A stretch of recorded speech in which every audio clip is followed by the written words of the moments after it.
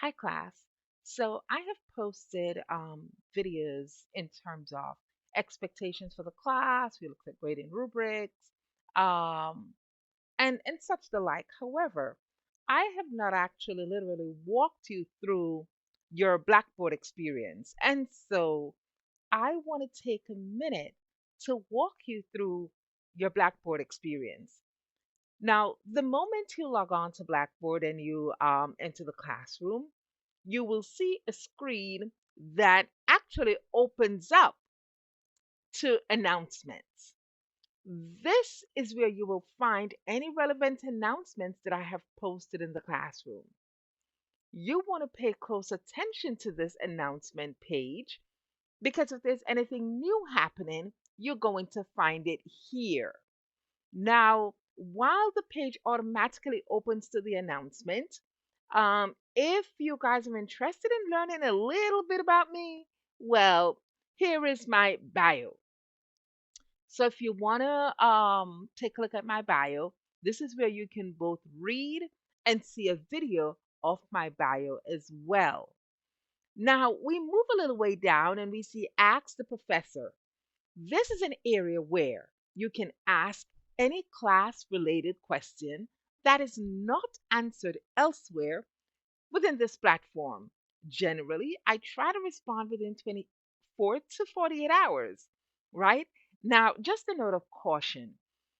You do not want to post personal questions here, such as questions about grades. All right? If you have questions about grades, then do not hesitate to send me an email where I will try to get back to you again within 24 to 48 hours. Then we have the section Blackboard Collaborate. This semester, I will not be using Blackboard Collaborate as um, my office hours. Rather, I'm going to be using Zoom, right? If in fact we're ever meeting on Blackboard Collaborate, this is where we will meet. And then you just click the link and you will find me in the room.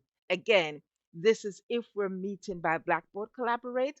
And as of now, our meeting platform is scheduled to be on Zoom. Then you want to click on Getting Started. Now, I can imagine that you're very excited to jump right into the course to begin.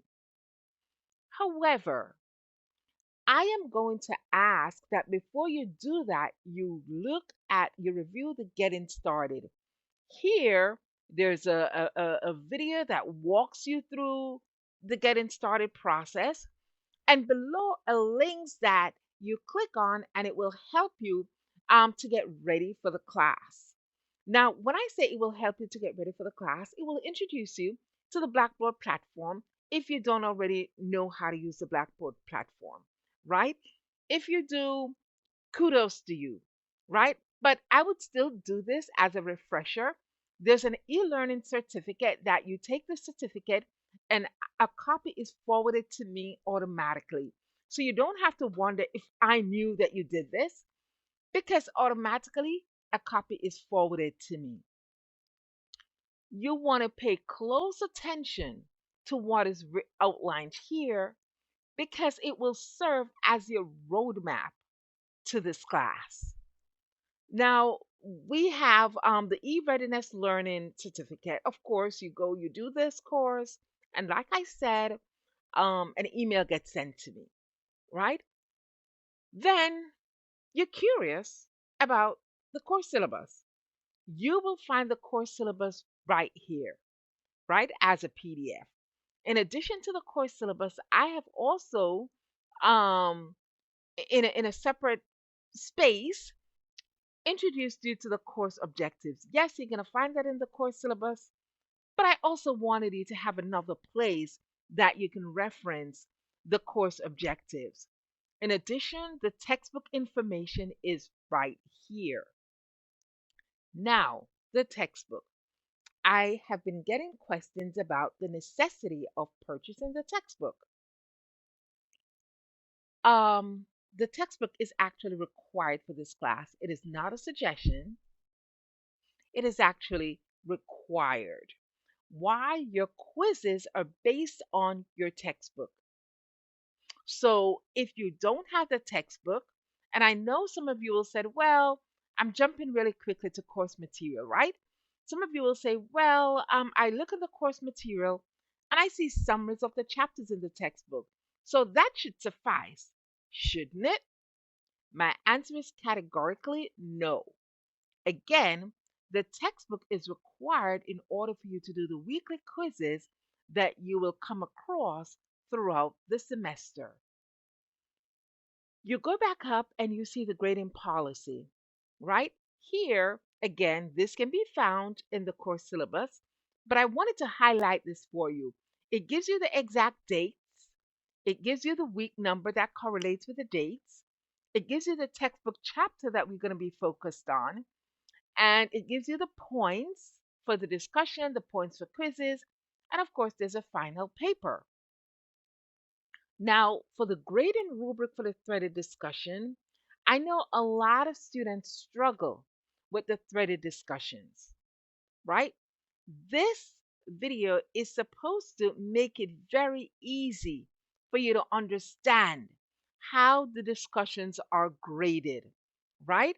And if you guys are further confused, right, I have here the grading rubric. I want you to know that when I grade the discussions, the grading rubric is right in front of me, just as it is right here.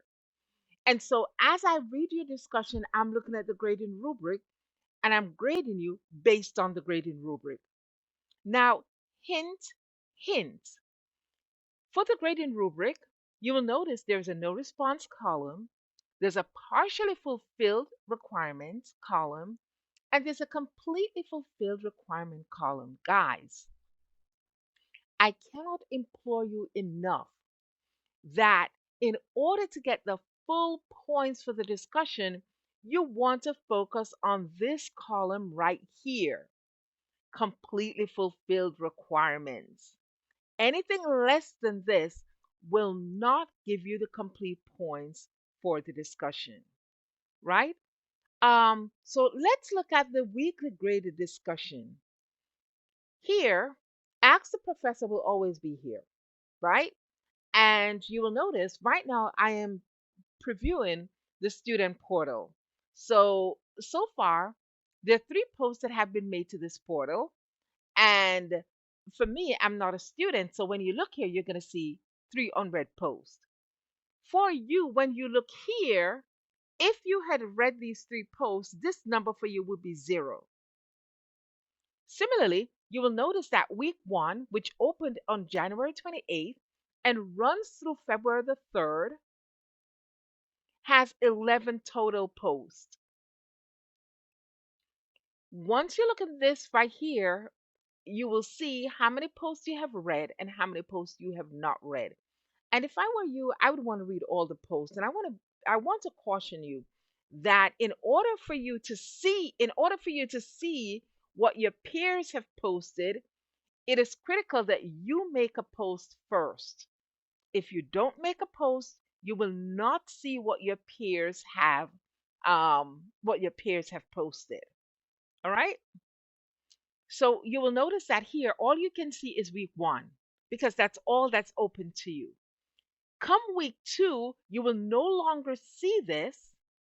Come week 2, here you will see week 2, February 4th until whenever week 2 ends. All right? So once a week closes, another week reopens, and you will not have access to the week that just closed. Then you hit on quizzes, and you will notice for this week there's nothing here. There's nothing here because there's no quiz this week. Come next week or week 2, you will find content populated here. So the quiz for week 2 will show up here and it will show up on February the 4th. All right? Um, so now you will notice that we have modules, right? So there's module 1, module 2, module 3, and module 4. When you open up module 1, you will be able to see a summary of module 1. So this will give you a clue as to what we will be discussing in module 1. Once you open module 1, you will only find week 1 or 1 week. So the module summary is open throughout the semester. The weeks are opened only during that particular week. So this week 1 is opened. Next week 2 will open as week 1 closes, and so on. Again, you will only see 1 week at a time here, but you will always have the preview so that you can look to see what is coming in the upcoming module. Then we have course material, and like I just shared with you earlier, you will see summaries of the chapter, but the summary is so incomplete in terms of the entire chapter. So it is actually required that you read the chapter for that week. The research paper, you will notice that as of right now, here is blank. Here is blank because as the semester progresses, I will post information here for you as we get ready for the final paper. Now, guys, there's some tools and support and some learning resources. I want you to take advantage of this, right? Blackboard help. Sometimes students will have issues viewing certain material on this platform. I want to remind you that I am not an IT person. I wish I were, but I'm not, right? So if you're having technical questions, like something won't open, I can't see this, I'm posting this and it isn't happening, I need you to reach out to Blackboard. Blackboard help is right here, right? And I can tell you this much, that they're very, very responsive, right? There's course tools. If there's information that you want to find out about the course, there's course tools right here. If you're disabled, then there's disability services right here, library resources right here. So I want to click on this just for a hot minute, right? So when it comes time to do your research, guys, um, you don't necessarily have to go to the library to do an extensive research. You can do your library research from right on the computer, right? So I want you guys to get familiar with the library resources. So when it comes time to do your research, you can actually you actually don't have an excuse that, wow, this book wasn't available, that book wasn't available, I don't know how to do this, I don't know how to do that, because the library resource, like I said, has a wealth of information that you won't be sorry that you take the time to review library resources. And finally, there is the tutoring center. And I want to encourage you guys to utilize the tutoring center because the tutoring center, they're great. They're absolutely great. I've used them before. I have students who've used them before, and the result has been phenomenal. So if you find that you're having challenges with studying, challenges with doing paper, you want to reach out to the Learning Center ASAP. All right? So, guys, again, this is your class in review. I want you to ignore here that it says FNET 2, right? Because the reality is, this is the format that all my classes this semester will take. Having said that, thank you guys for signing up for this class again. Um, and have a wonderful and productive semester.